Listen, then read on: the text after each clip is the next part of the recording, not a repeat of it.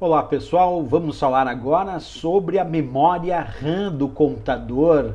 Essa memória que cai muito aí nas provas de concurso. A memória RAM, pessoal, ela é considerada uma memória de leitura e escrita. Esse é um ponto bem importante. Significa dizer que quando falamos da memória RAM, nós podemos tanto escrever, isto é, gravar dados no componente de memória RAM, como nós também podemos realizar a leitura dos dados que estão armazenados dentro desse componente de memória RAM. Então, muito importante lembrar, é uma memória de leitura e escrita, certo?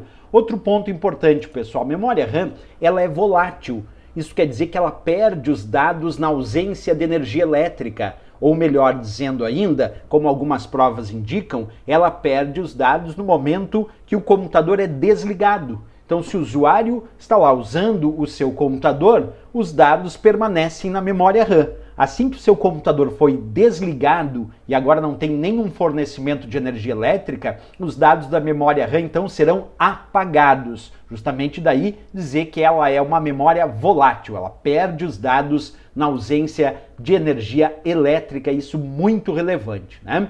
Outra coisa bem apropriada para as provas de concurso, pessoal, é o indicativo de que a memória RAM é a memória principal do computador e de fato ela é a memória principal do computador. Claro que tem uma razão, né? Por que a memória RAM é a principal? É porque ela armazena os dados que estão em processamento no sistema, quer dizer, os dados que estão em execução.